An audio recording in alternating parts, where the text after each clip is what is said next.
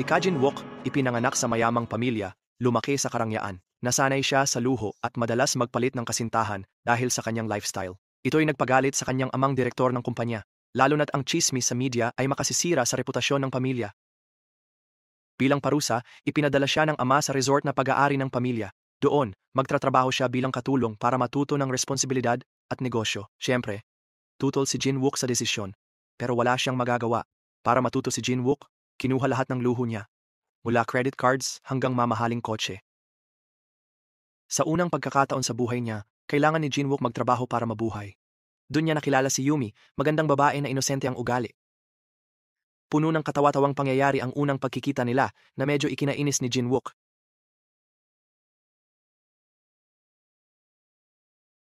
Si Yumi ay kabaligtaran ni Jin-wook. Simple lang ang buhay niya at stressed siya dahil hirap makahanap ng trabaho. Di tulad ni Jin-wook na bihasa sa pag-ibig, si Yumi inosente at di pa nakadate kahit minsan. Sa resort imbes na magtrabahong mabuti, si Jin-wook ay walang pakialam at mahirap pamahalaan. Gusto lang niyang magtrabaho pag binantaan ng manager na isusumbong siya sa tatay niya. Pero parang tadhana, aksidente uling nakilala ni Jin-wook si Yumi. Ang dahilan ng pagpunta ni Yumi sa resort ay para sa ikalawang kasal ng kanyang ina. Kahit parang ayaw niya, dumalo pa rin siya para igalang ang kanyang ina, isang masayahing babae na puno ng sigla kahit nasa 60s na. Ang kilos ng kanyang ina, na parang teenager, ay madalas na nakakahiya para kay Yumi. Sa seremonya ng kasal, hindi gaanong nag-enjoy si Yumi sa selebrasyon. Mas nakatuon siya sa pagkain at pagmamasid sa mga nangyayari. Pero nang lumabas sa screen ang mga litrato ng kanyang ina bilang erotikong mananayaw, bigla siyang nahiya. May trauma pala siya tungkol sa nakaraan ng kanyang ina. Dahil dati ay madalas siyang inaasar tungkol dito sa paaralan. Nahihiya siya, pero dahil nagmamadali, nabangga niya ang malaking cake na dala ni Jin-wook. Kaya ito'y bumagsak. Dahil dito, napagalitan si Jin-wook ng manager ng resort at pinaghingi ng tawad kay Yumi. Walang choice, nagdala si Jin-wook ng alak sa kwarto ni Yumi bilang sorry. Pero imbes mag-ayos, nag-away sila kung sino dapat mag-apologize. Pagkatapos ng away, balak ni Jin-wook umalis sa resort. Pero napansin niyang nahulog ang susi ng kotse sa kwarto ni Yumi. Pagbalik niya, narinig niya ang mga sigaw ng tulong mula sa loob. Pumasok agad si Jin-wook at nakitang nakahiga si Yumi, may pulang mantsa sa katawan. Nagpanik si Jin-wook, kaya agad niyang binuhat si Yumi para humingi ng tulong. Yun pala, ang pulang mantsa ay nabuhos lang na alak. Okay si Yumi, pero nahihiya siya aminin, kaya nagkunwari siyang hinimatay. Nang dumating ang ambulansya, nalantad na ang lihim ni Yumi. Sobrang nahiya silang dalawa dahil ang daming taong nakasaksi.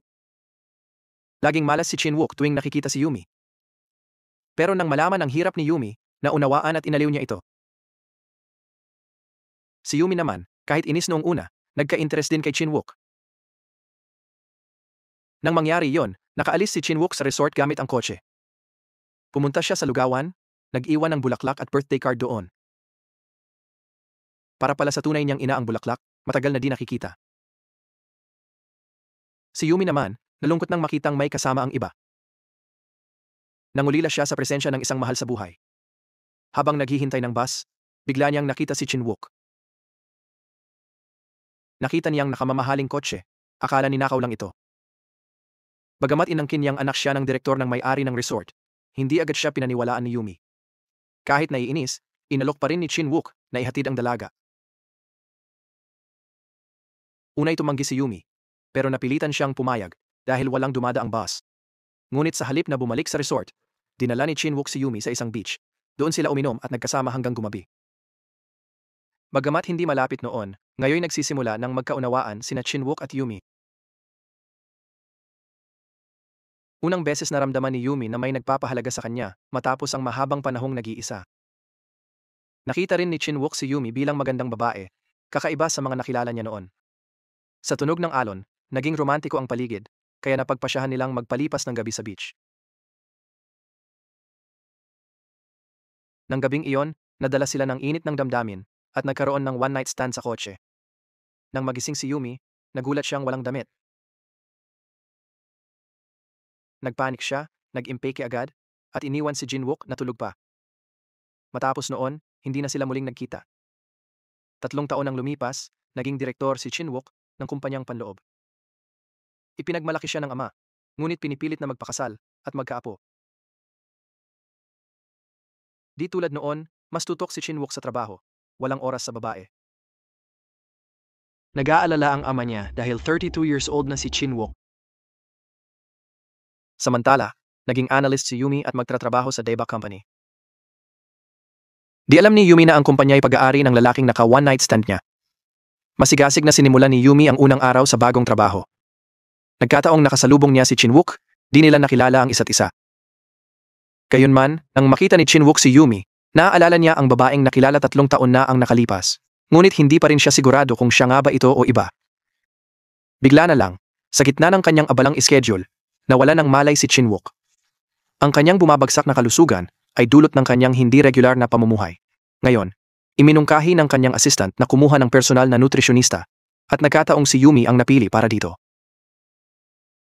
Subalit, lumabas na hindi pala madali ang trabaho. Paulit-ulit na tinanggihan ng direktor ang mga lutuin ni Yumi sa iba't ibang dahilan.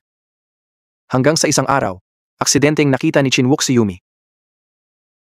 Doon, napagtanto ni Chin Wook na hindi siya nagkamali noon. Ang nakita niya nga noon ay si Yumi, ang babaeng iyon sa kanyang mga alaala. Mukhang may sama pa ng loob si Chin Wook dahil noon, iniwan siya ni Yumi nang walang paalam. Nang malaman na si Yumi ang kanyang nutritionista, balak ni Chin Wook na maghiganti sa nakaraang pangyayari. Sa pamamagitan ng sekretarya, ibinigay niya ang personal na numero kay Yumi bilang boss sa empleyado. Samantala, labis na nalungkot si Yumi dahil sa pressure sa trabaho. Bigla siyang nakapagpadala ng mura sa chat ng direktor, dapat sa kaibigan niya. Nagpanik si Yumi at dali-daling pumunta sa opisina ng direktor para mag-sorry. Kahit pinigilan ng sekretarya, pinayagan siyang pumasok ng direktor. Nag-sorry si Yumi at ipinaliwanag ang maling mensahe, takot masisante. Yumi. Paglingon ng direktor, nakita ni Yumi si Jin Wook, one-night stand niya dati.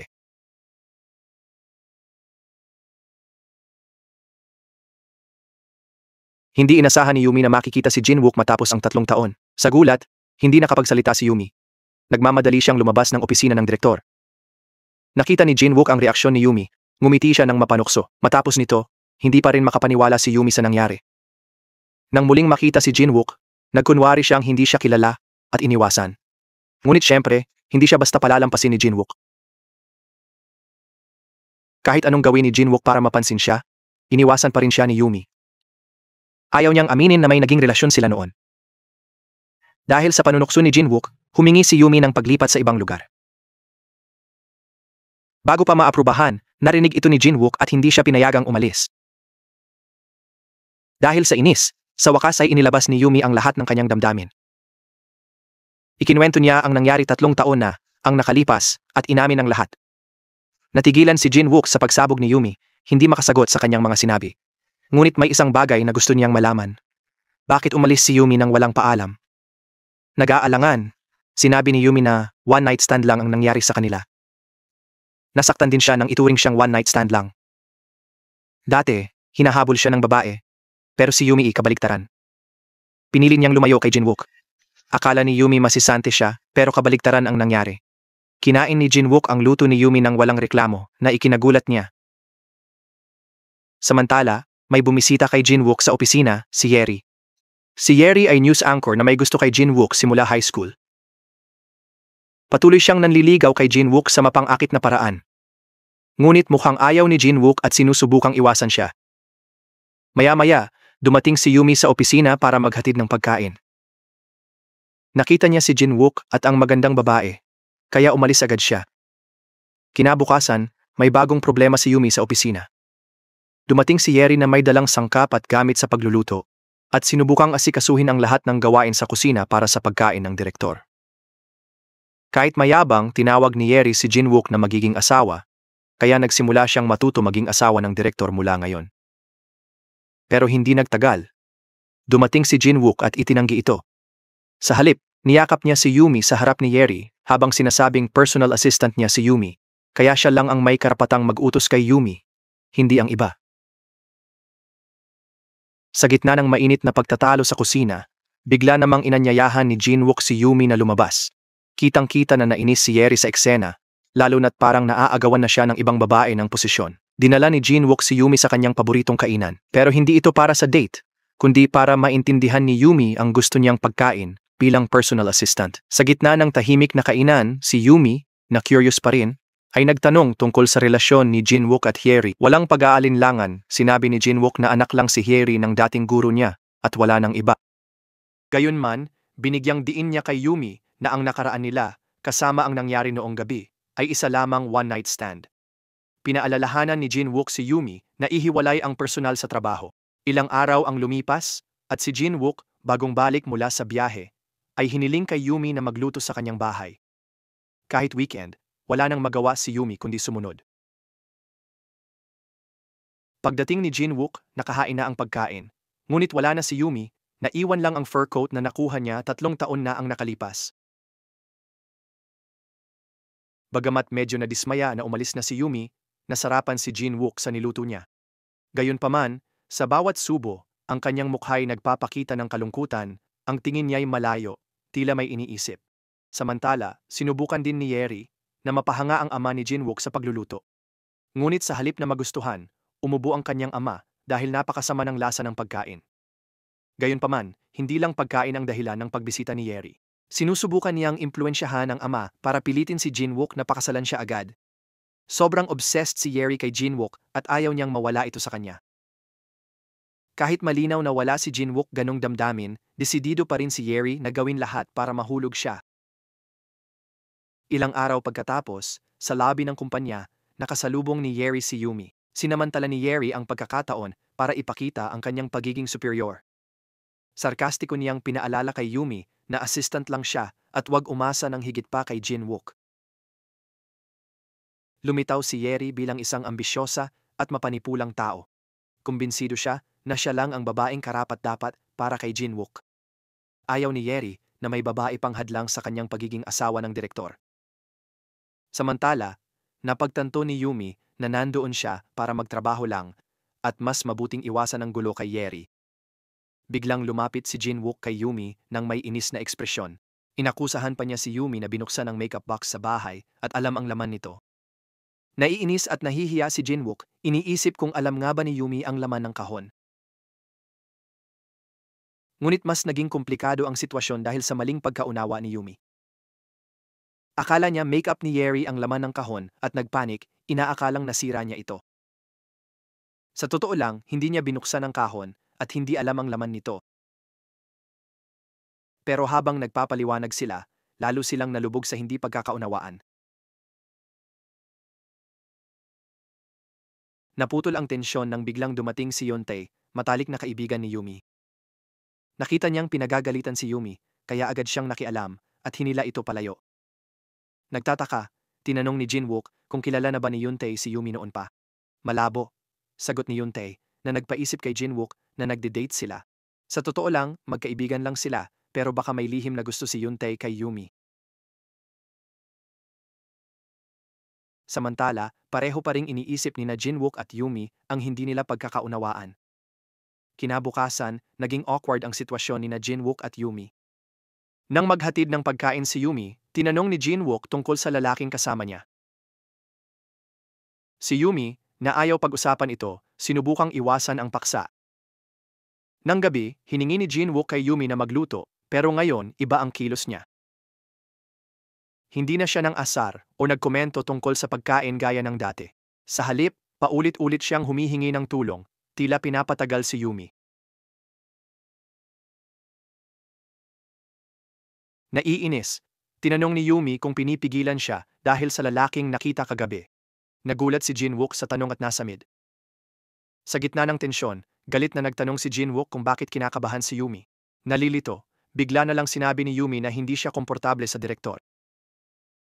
Narinig iyon, nagulat na lang si Jinwook. Kinabukasan, hiniling ni Jinwoo kay Yumi na maghanda ng maraming pagkain para sa shooting sa opisina. Nagsikap si Yumi sa pagluluto at paghahatid nito sa lokasyon. Ngunit pagdating doon, hindi man lang nagalaw ang pagkaing inihanda niya. Lumabas na lihim pa lang nag-order si Hyeri ng ibang pagkain para mapahiya si Yumi. Nasaktan at napahiya, umalis si Yumi nang may sugat sa puso. Dahil sa guilt, agad siyang hinabol ni Jinwoo. Kahit sinubukang pigilan ni Hyeri, hindi siya pinansin ni Jinwoo at sinundan ng dalaga. Nang maabutan si Yumi, sinubukan ni Jinwoo na humingi ng tawad. Ngunit nagbago ang sitwasyon nang unang humingi ng paumanhin si Yumi. Nagilty siya dahil akala niya'y sinira niya ang plano ng engagement ni na Jinwoo at Hyeri. Sandaling nalito si Jinwoo sa sinabi ni Yumi. Ngunit naunawaan niya nang aminin ni Yumi na nasira niya ang storage box na akala'y may singsing para kay Yeri. Dahil doon, napagtanto ni Jinwoo na hindi pala alam ni Yumi ang laman ng kahon, kaya gumaan ang kanyang loob. Hindi pala singsing para sa proposal ang laman, kundi isang gamit ni Yumi na naiwan 3 taon na ang nakalipas. Lihim itong itinago ni Jinwoo, ngunit ayaw niyang malaman ni Yumi dahil sa kahihiyan. Pagkatapos mag-sorry, tumakbo si Yumi sa banyo, pinipigilan ang luhang malapit ng pumatak. Sa kanyang puso, ayaw niyang aminin na hindi niya napansin na lumalim na pala ang nararamdaman niya para kay Jinwoo. Parang ayaw niyang ipaubaya sa ibang babae, ang lalaking unti-unti niyang nahuhulog. Nang gabing iyon, bigla siyang tinawagan ni Secretary Jung.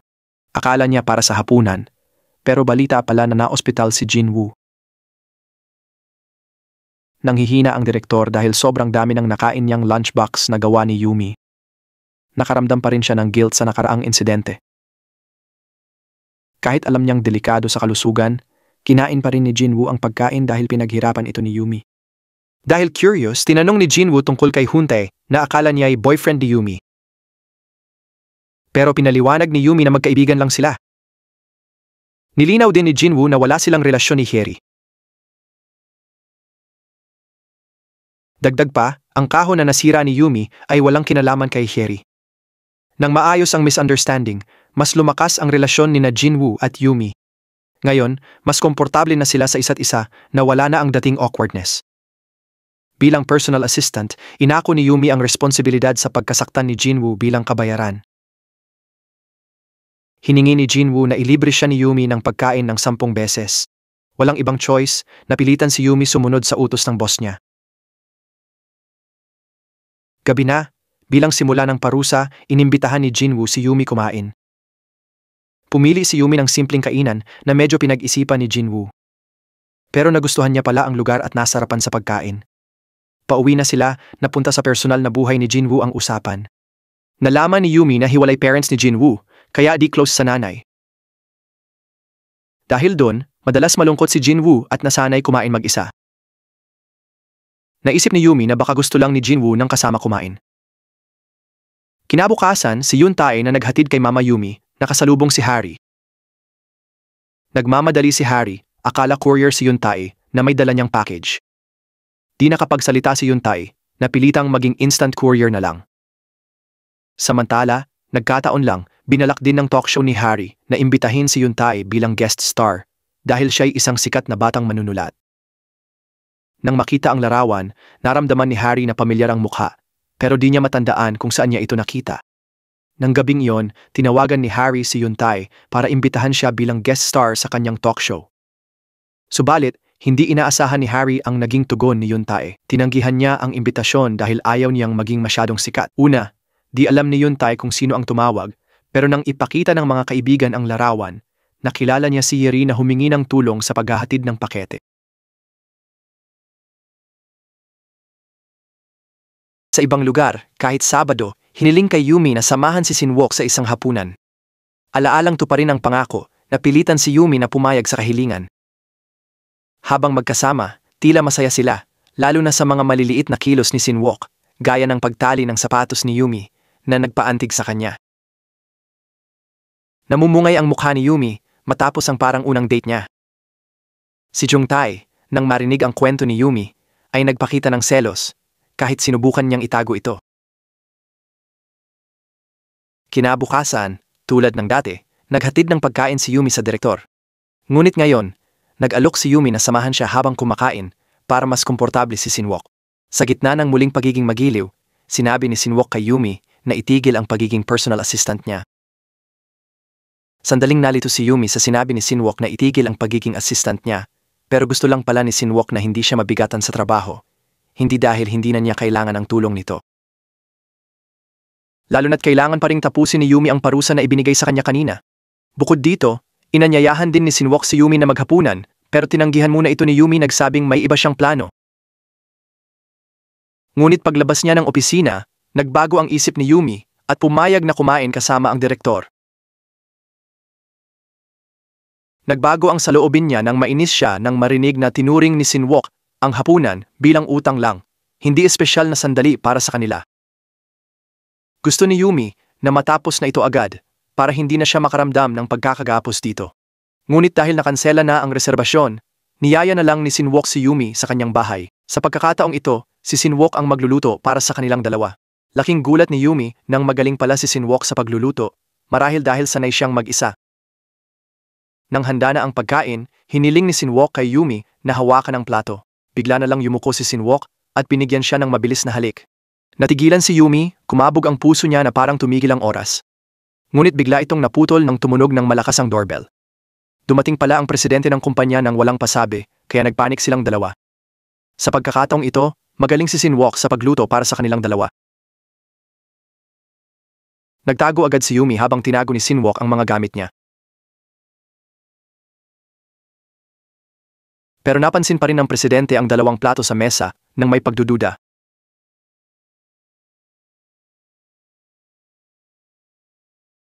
Samantala, natagpuan ni Yumi ang storage box na dati niyang nasira habang naghahanap ng taguan. Nang marinig ang kakaibang ingay, naglakad ang direktor patungo rito, lalong ikinakabahan ni Sinwok. Ngunit, isang pusa ang biglang pumasok sa bahay at nailihis ang atensyon ng kanyang ama. Sabay nito, maingat na nagtago si Yumi sa loob ng aparador, dasal-dasal na manatiling ligtas. Matapos makatakas sa insidenteng iyon, nagpasya si Yumi na umuwi na lang. Sa daan, naalala niya ang chestpad na naiwan niya 3 taon na ang nakalipas. Nahalo ang damdamin niya ng hiya at gulat na itinatago pa rin ni Sinwok ang bagay na iyon. Kinabukasan, nagdududa pa rin ang direktor at ipinaimbestiga pa ang tungkol kay Sinwok. Tiyak siya na may itinatago ang kanyang anak na babae. Sa kabilang dako ng lungsod, binisita ni Hyrie ang aklatan ni Hyundai.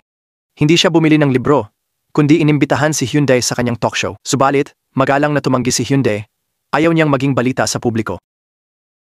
Isang araw, hiniling ni Sinwok kay Yumi na sumama sa business trip bilang assistant ng dayuhang kliyente. Tungkulin niyang tiyakin na nasiyahan ang kliyente sa pagkain para sa expansion deal ng kumpanya. Kinabukasan, nagtungo sina Sinwok at Yumi sa resort ng ama ni Sinwok para makipagkita sa kliyente. Nagbalik ang mga alaala mula 3 taon na ang nakalipas, noong una silang nagkita. Ngunit ngayon, naging maayos ang lahat, hindi tulad noon. Matagumpay na natapos ni Yumi ang gawain at tila nasiyahan ang kliyente sa pagkain. Ang sarap! Pagkatapos magtrabaho, nagpahinga si Yumi sa kwarto niya nang biglang tumunog ang doorbell.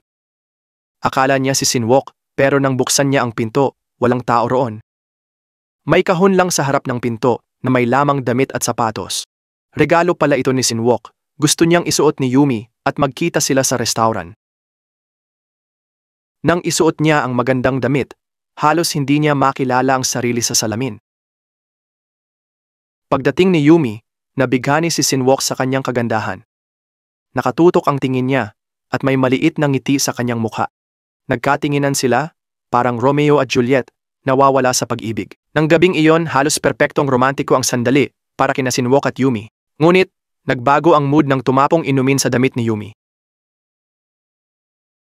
Mabilis na nasalo ni Sinwok si Yumi bago siya matumba. Dahil sa gulo, napagpasyahan nilang magparke at uminom na lang. Sa gitna ng usapan, inamin ni Sinwok na hindi niya makalimutan si Yumi sa loob ng 3 taon. Tinanong ni Sinwok kung pinagsisihan ni Yumi ang nangyari sa kanila noon.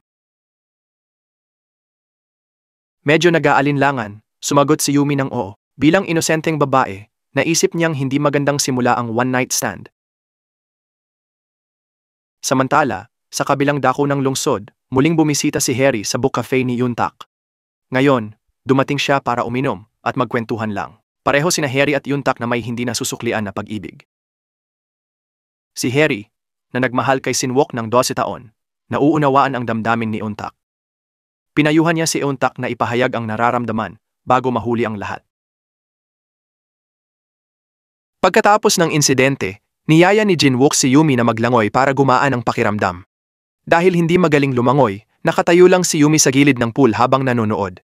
Normal ang lahat hanggang biglang tumigil si Jinwook sa gitna ng pool. Nataranta si Yumi, humingi ng tulong, at sinubukang iligtas ang lalaki sa tubig. Nang mailabas si Jinwook, nalaman na kunwari lang pala ang lahat. Gusto lang pala niyang mapag-isa sila ni Yumi. Sa gitna ng takot, Di sinasadyang inamin ni Yumi na walang pagsisisi sa nangyari 3 taon na ang nakalipas. Bukod dito, tapat niyang inamin na alam na niya ang laman ng kahon na binanggit ni Jinwook. Nang marinig iyon, nabalisa si Jinwook. Bigla siyang tumayo, namumula ang mukha, na puno ng hiya at pagkalito. Ngunit ngayon, wala nang lihim sa pagitan nila. Inamin ni Jinwook na ang laman ng kahon ang dahilan kung bakit hindi niya nakalimutan si Yumi. Naantig si Yumi sa taos-pusong pag-amin, at walang pag-aatubili siyang yumakap kay Jinwook. Natuklasan ni Direktor Jaha ang babae na binabanggit ng kanyang anak. Agad siyang nag-utos ng karagdagang investigasyon sa background ni Yumi.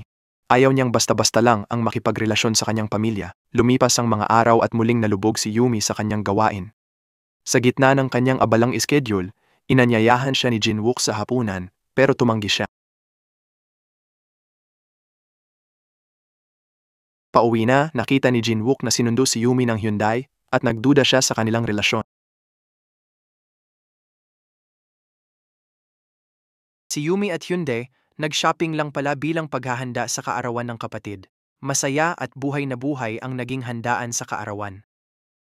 Ngunit biglang nagbago ang kapaligiran nang dumating si Jinwook, may dala-dalang regalo. Inakala niyang kaarawan talaga ng aso ni Yumi. Sa gitna ng katahimikan, tumuon ang tingin ni Jinwook sa nakababatang kapatid. Tunay siyang nagtaka at nagtanong, sino itong bata?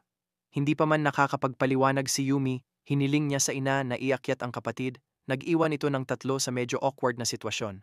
Lalo pang naging kapansin-pansin ang tensyon sa pagitan ni Jinwook at Hyundai, habang nagpapalitan ng mababang mga siko at nagpipilit matukoy kung sino ang mas nararapat para kay Yumi. Sa bandang huli, nag-inuman sila hanggang sa malasing ng husto. Sa ilalim ng impluwensya ng alak, tumanggi si Jinwook na umuwi at sa kahuli-hulihan ay kinailangan niyang magpalipas ng gabi doon. Kinabukasan, kailangan ni Yumi umalis para sa practice habang may ibang gawain din ang kanyang ina. Sa huli, hiningi niya kay Jinwook na bagong gising na alagaan ang nakababatang kapatid. Para magpalipas oras, dinala niya ang bata sa palaruan at doon sila nagsaya't nagtawanan. Bukod dito, ang kagwapuhan ni Jinwook ay nakakuha ng atensyon ng mga ina sa parke. Samantala, si Director Jaya na patuloy na nag-iimbestiga kay Yumi ay nagkataong dumaan sa naturang parke. Oo, nagulat siya nang makita si Jinwook na naglalaro kasama ang isang bata. Ang eksena ay nagdulot ng iba't ibang tanong sa kanyang isipan. Ang pagiging malapit nila ay nagpaisip sa mga ina na sila'y mag-ama.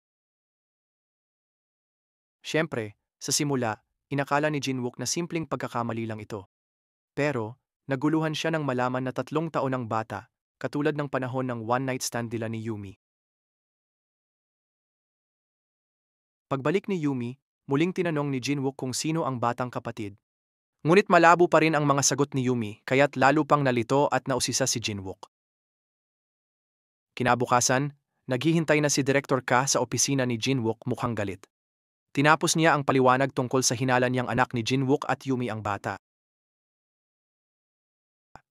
Si Jinwook, na nalito sa sinabi ng ama, nagsimulang mag-isip na baka anak niya nga si Donggu.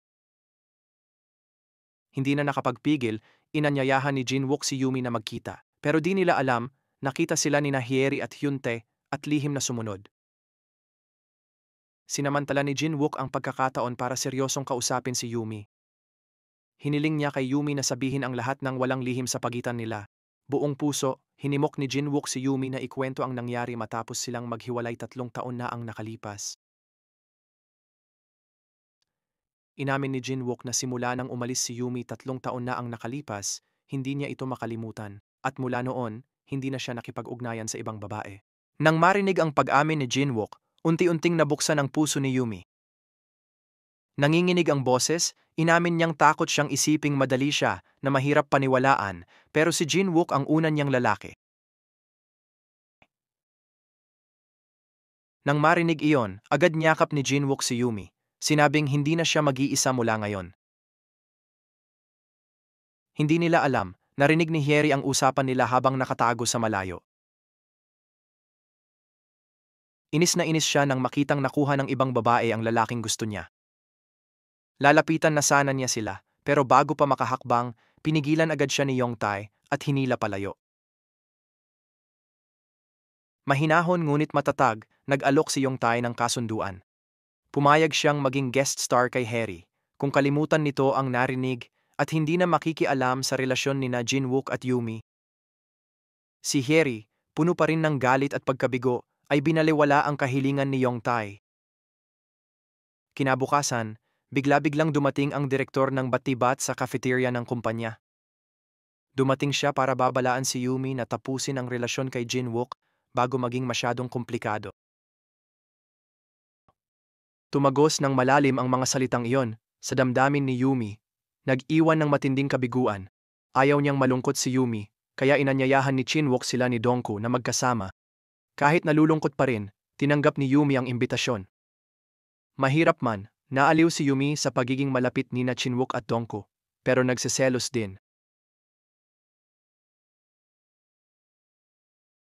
Ang dapat sanay date nilang dalawa ay naging parang family event.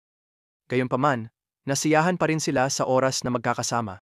Sa gitna ng kilig, binalaan ni Kyuntai si Yumi tungkol sa relasyon nila ni Jinwook. Paalala niya, hindi ordinaryong tao si Jinwook, at maaaring may malaking epekto ang relasyon nila.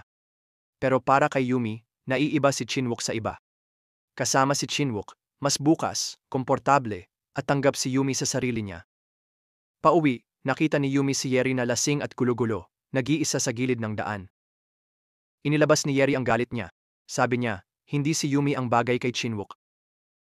Binanggit pa niya na dating adult film star, ang nanay ni Yumi, na lubos na ikinasama ng loob nito. Galit pa rin, nagpa siya si Yeri na kausapin si Jinwook.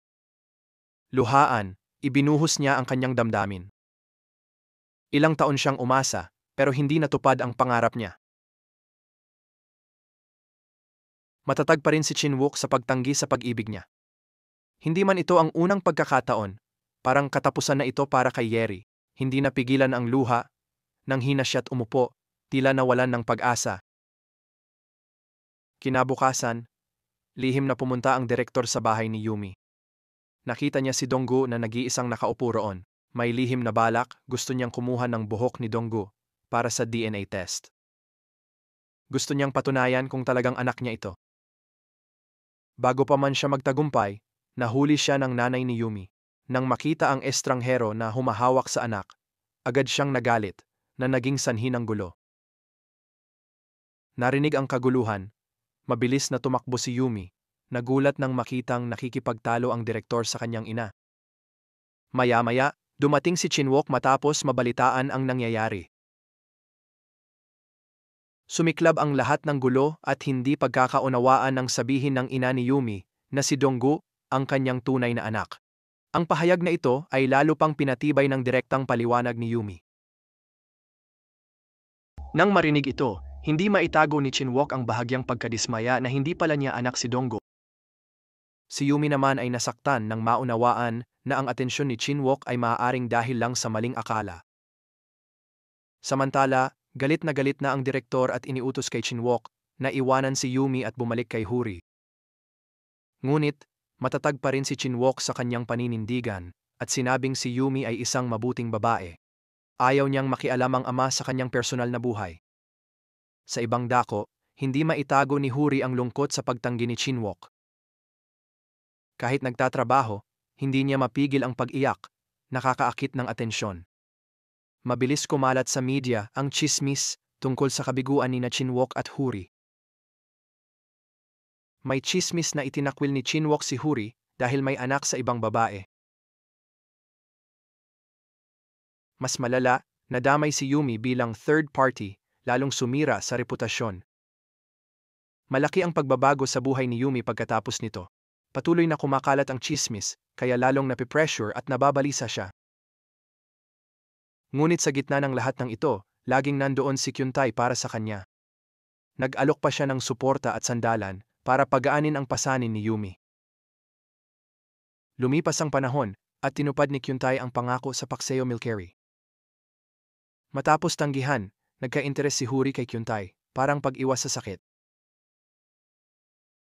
Samantala, hindi naging madali ang buhay ni Yumi.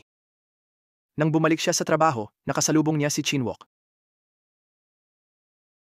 Tahimik lang silang nagkatinginan, tila nagkasundo na huwag palalain ang chismis.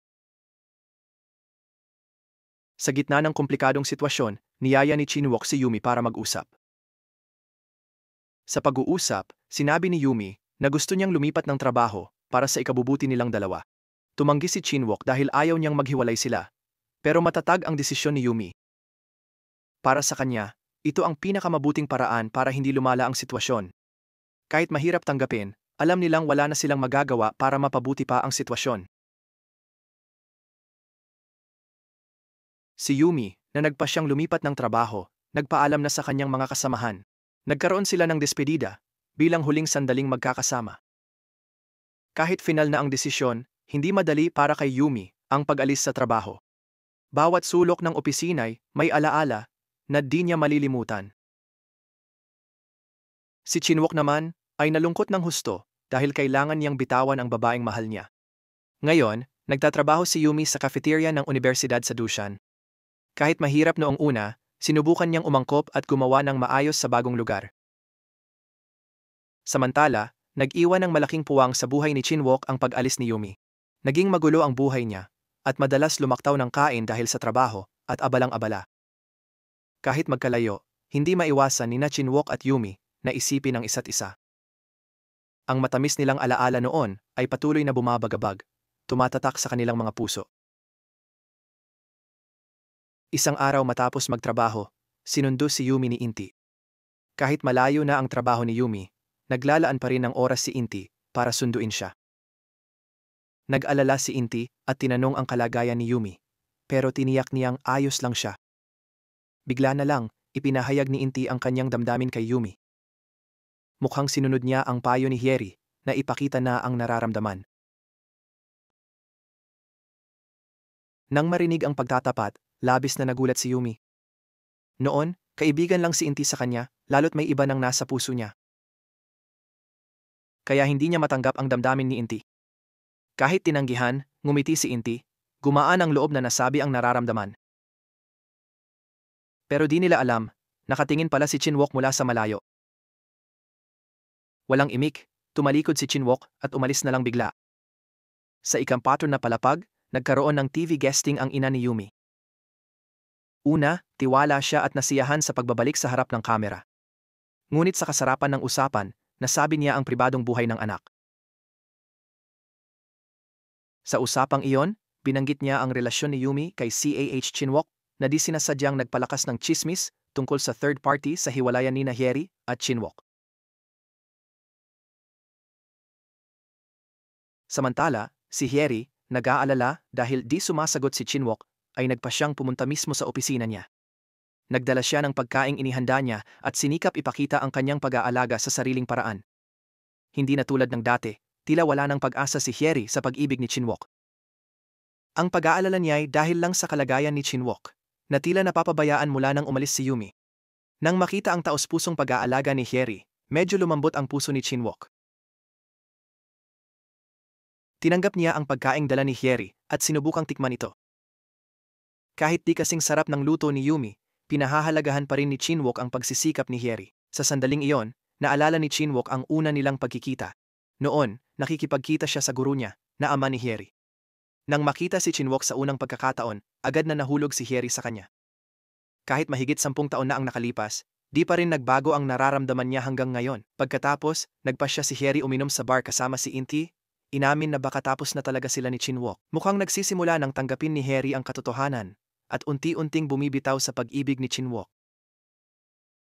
Ngayon sinusubukan niyang sumulong, muling buuin ang buhay at magpatuloy mula sa hindi nasukli ang damdamin. Masasabing ang kapalaran ni Hyeri ay katulad ni Yuntay, na katatanggihan lang ni Yumi. Pareho silang nasa punto ngayon na nahihirapang tanggapin ang mapait na katotohanan at pagalingin ang kanilang pusong nasugatan. Sa trabaho, si Yumi, habang kumakain kasama ang kasamahan, ay nanonood ng palabas sa TV na nagtatampok ng kanyang ina. Mula sa palabas na iyon, mabilis na kumalat ang chismis tungkol sa iskandalo ni Yumi at Chinwook. Dagdag pa, muling lumitaw ang mga lihim ng kanyang ina, na lalong ginugulo ang buhay ni Yumi na nagsisimula ng bumuti. Dahil sa walang tigil na pressure, nagpasya si Yumi na umalis nang hindi nagsasabi kanino man. Pinili niyang mawala sandali, umaasang makahanap ng kapayapaan sa gitna ng kaguluhang sumisira sa kanyang buhay. Samantala, si Jin-wook nang mabalitaan ang broadcast ay agad umalis para hanapin si Yumi. Gayunpaman pagdating doon, wala na si Yumi at walang nakakaalam kung saan siya nagpunta. Sinubukan din siyang tawagan ni Jinwook, pero hindi na aktibo ang numero ni Yumi. Sa sobrang pag-aalala, pumunta si Jinwook sa bahay ni Yumi. Pagdating doon, si Yuntay ang nakatagpo niya. Pero sa halip na mainit na pagtanggap, agad siyang sinuntok sa mukha. Sa matinding emosyon, inilabas ni Yumi ang galit sa kanyang ina. Sinisi niya ito sa mga sinabi nito sa telebisyon. Pero imbes na mag-sorry, nagpatuloy lang ang ina ng walang pagsisisi. Lalo pang ikinainis ni Yumi ang ugali ng kanyang ina. Naisip pa niya na makasarili ito, laging sarili ang inuuna nang hindi iniisip ang epekto sa iba. Pero hindi ito ang unang beses na naranasan ni Yumi ang pagiging makasarili ng kanyang ina.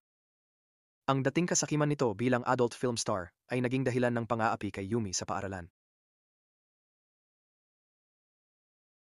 Kahit matagal na ang nangyari, hanggang ngayon ay bumabalik pa rin ito sa isip ni Yumi. Nang marinig ang pagbulalas ng damdamin ng anak, natahimik ang ina ni Yumi. Sa unang pagkakataon, nawalan siya ng masabi sa harap ng galit ni Yumi. Sawang-sawa sa ugali ng ina, nagpasya si Yumi na umalis at magpakalma. Sa kabilang dako, natahimik ang ina habang umalingaw-ngaw ang matatalim na salita ng anak. Sa unang pagkakataon, talagang pinag-isipan niya ang lahat ng sinabi ng anak. Siguro sa kaibuturan, napagtanto ng ina na siya nga ang may kasalanan. Samantala, nakatanggap si Jinwook ng balita mula kay Yuntay tungkol kay Yumi. Agad siyang sumunod, kumbinsido na pumunta si Yumi sa beach, lugar ng unang pagkikita nila. Si Yumi, na nagpapakalmang mag-isa, sinubukang mag-enjoy sa dalampasigan. Ngunit kahit anong gawin niya, laging sumasagi sa isip niya si Jinwook. Ang mga alaala ng lalaking iyon ay tila sumusunod kay Yumi, lalong naguguluhan ang puso niya. Gayunman, sa gitna ng kanyang pagmumuni-muni, may babaeng aksidenteng nagtalsik ng tubig kay Yumi, pinasa ang damit niya. Nang makita ito, isang babaeng malapit doon ay agad lumapit para tumulong. At hindi alam ni Yumi, ang babaeng iyon pala ay ang ina ni Jinwook. Mabait siyang nag-alok ng kanyang restaurant para makalinis si Yumi ng sarili. Hindi lang yon, naghanda rin siya ng mainit na pagkain para kay Yumi, umaasang mapasaya ang nalulungkot na bisita. Habang tinitikman ang abalone porridge na gawa ng ina ni Jinwook, napakasarap pala nito. Naalala niya ang sinabi ni Jinwook na paborito niya ito mula pagkabata dahil madalas itong lutuin ng kanyang ina.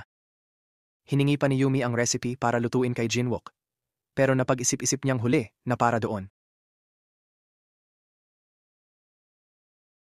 Hindi pa rin natatapos ang kabaitan ng ina ni Jinwook. Matapos tiyaking okay na si Yumi, pinahiram pa niya ang bisikleta para mas madali ang biyahe nito. Patuloy na hinanap ni Jinwook si Yumi nang walang kapaguran. Kahit walang malinaw na bakas, nagpatuloy siya, tila tiyak ang puso na magkikita sila muli. Hindi nila alam, unti-unting nagtatagpo ang kanilang mga landas. Minsan ay nagkasalubong sila, ngunit hindi nakilala ang isa't isa. Tumigil si Yumi sa bus stop, nakakita ng 501 na barya sa lupa. Maingat niyang pinulot ito, at agad bumalik ang kanyang pagkainip. Ngunit aksidenteng nadulas ang barya sa kamay niya at gumulong. Hinabol niya ito, pero tumigil ang barya sa harap ng paa ng isang tao. Nang lumingon siya, nagulat siyang nakita si Jinwook na nakatayo roon. Matapos ang mahabang paghahanap, natagpuan din ni Jinwook si Yumi. Sa emosyonal na muling pagkikita, mahigpit niyang niyakap si Yumi, ipinahayag ang pag-aalala.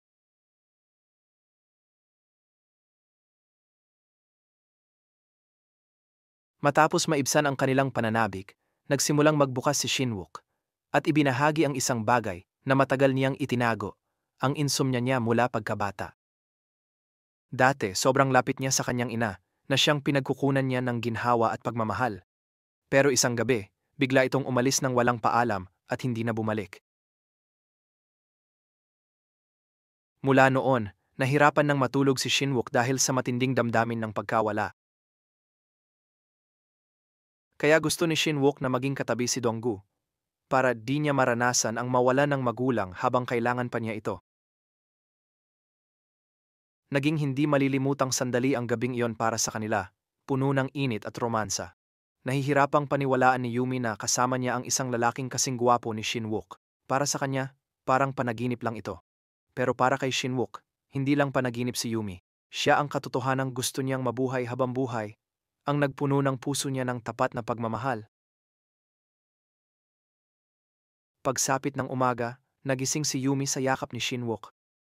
Sa puso niya, nagpasalamat siya sa lalaking naging una at huling pag-ibig niya. Bilang inosenteng babae, ang lahat ay napakaganda, parang panaginip na perpekto. Tiningnan ni Yumi si Shinwook, ang lalaking nagbigay ng tunay na damdamin sa kanya. Parang panaginip ito, ngunit bumubulong ang puso na hindi sa kanya ang kaligayahang ito. Umiiyak, umalis si Yumi nang walang paalam, iniwan si Shinwook sa ikalawang pagkakataon.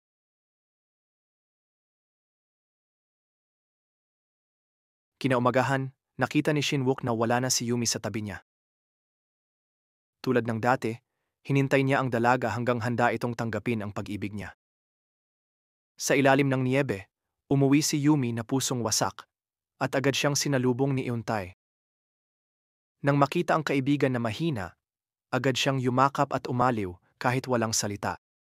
Sa labas ng bintana, nanood ang ina na may mabigat na puso. Tumagos sa kanya ang eksena, nakita ang anak na dumadaan sa buhay puno ng sugat dahil sa kanya. Lumipas ang mga araw, ngunit hindi pa rin gumagaling ang sugat sa puso ni Shinwook.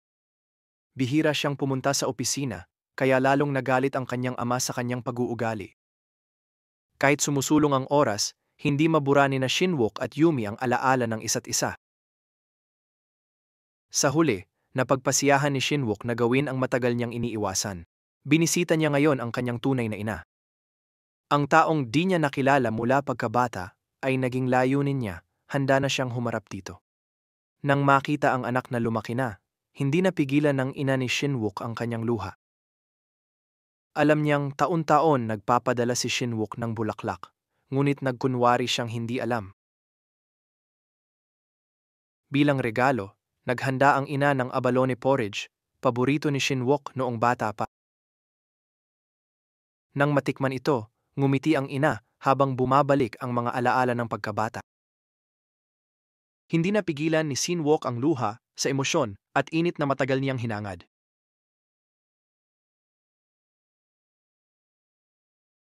Binanggit din ng ina na bumisita si Yumi at sa tabloid nalaman niya ang espesyal na relasyon nito kay Jinwook.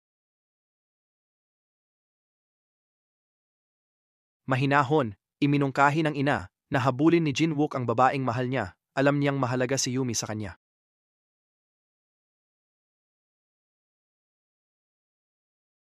Nakatakdang lumitaw muli ang ina ni Yumi sa TV show at sinubukan ng host na talakayin ang relasyon ng anak kay Jinwook.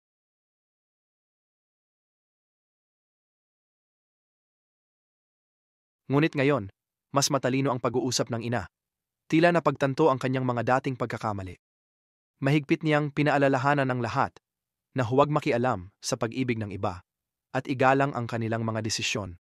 Para sa kanya, bawat isa'y may sariling landas at pag-ibig at walang karapatang makialam sa relasyon ng iba. Sa payo niyang yon, taus-puso niyang hinimok ang anak na magpatuloy ng may tiwala, hindi nagpapaapekto sa opinyon ng iba. Si Yumi, habang nag-iimpake, ay nagulat at naantig nang marinig ang mga salita ng kanyang ina sa payo. Ang mga salitang iyon ay tumimo sa puso niya at nagbigay lakas para harapin ang mga damdaming matagal niyang pinipigilan. Agad-agad, hiniram ni Yumi ang motorsiklo ni Yuntay at nagmadaling hanapin si Jinwook. Samantala, nagpasya rin si Jinwook na hanapin si Yumi. Parang may hindi nakikitang puwersa, sila'y dalawang magnet na nag-uumaga sa isa't isa. Unti-unti silang inakay ng tadhana sa matagal nang hinihintay na pagkikita. Sa wakas, nagkita sila at nagyakap ng mahigpit. Tila natutunaw ang lahat ng agwat at alinlangan. Nakakaantig ang eksena para sa sinumang nakakita. Ngunit wala nang pakialam sina Jinwook at Yumi. Nalubog sila sa pag-ibig na hindi na itinatago sa mundo. Hindi nagtagal bago kumalat sa media ang balita ng kanilang relasyon. Si Yeri, nang mabalitaan, ay hindi makapagtago ng kanyang lungkot at pagkalito. Ngunit, habang unti-unting tinatanggap ang katotohanan, napagpasyahan niyang bitiwan si Jinwook. Gusto niyang kalimutan ang lungkot, kaya inanyayahan si Yuntay na uminom, umaasang gumaan ang loob. Inihayag ni Yuntay ang planong magbakasyon sa ibang bansa para sa inspirasyon ng bagong libro. Di niya alam kailan babalik, at nalungkot si Yeri na maiiwang mag-isa, walang kasama sa inuman. Ngumiti lang si Yuntay, sinabing magiinuman pa rin sila pagbalik niya.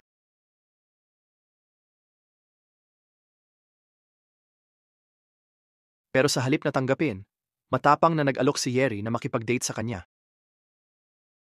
Nagulat si Yuntay, ngumiti ng bahagya, at inanyayahan si Yeri na sumama sa biyahe.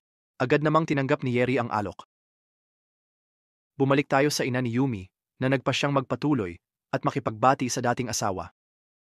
Sa araw ng kasal, puno ng saya ang paligid. Lahat ay dumalo para magdiwang, kasama ang dating katrabaho ni Yumi. Pero ang ina ay di nagbago. Parang 3 taon ang nakalipas. Muli niyang ipinagyabang ang mga larawan niya noong kabataan bilang sikat na artista. Ngayon, medyo kalmado na si Yumi sa ganitong sitwasyon. Kahit nahihiya pa rin, tinanggap na niya ang kakaibang ugali ng kanyang ina. Si Jinwook naman ay tuwang-tuwa na umabot sila sa puntong ito.